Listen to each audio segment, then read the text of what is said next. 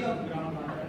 The study of groundwater is called hydrogeology, and branch of hydrology that deals with the groundwater is called groundwater.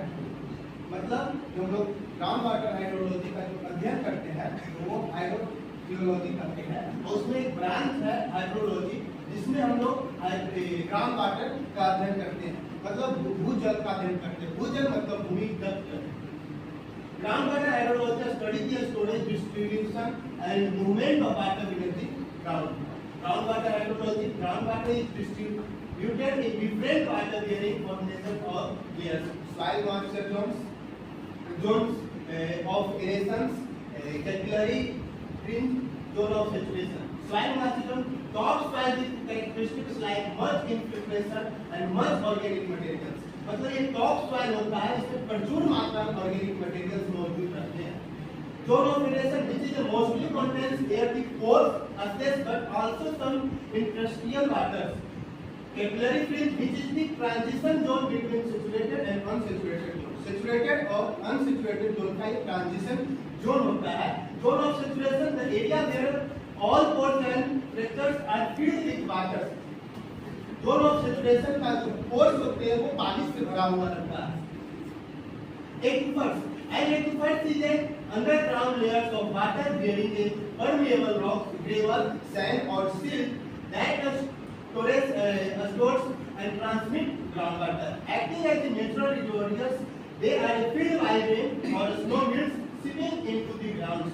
Natural reservoirs में जो बारिश का जो पानी होता है, वर्षा का जो जल होता है, वो अंडरग्राउंड वाटर में मतलब जमीन के अंदर वो रिस कर अंदर जाता है, रिसता है। An aquifer is a body of saturated rock through which water can easily move. Aquifer must be both permeable and porous and include such rock types: sandstone, conglomerates, fractured limestone, and unconsolidated sand and gravel. Look at this picture. Aquifers, green colors denote the surface area, also land area, and blue colors denote water bodies. That is the water tables. This is the types of aquifers: unconfined aquifers and confined aquifers. Confined aquifers, one side opens, but confined aquifers, both sides in clay impermeable. This is the bedrock types. There are three types: unconfined aquifers, confined aquifers, and purged aquifers. Unconfined aquifers located near the surface, where the water tables can rise and fall. And unconfined aquifers or water table aquifers is a porous but bearing a geological formation like sand and gravels with no overlaying impermeable layers. Its top surface is the water tables which sit at atmospheric pressure and can rise or fall with recharged rain and snow. These aquifers are highly vulnerable to contamination and rot.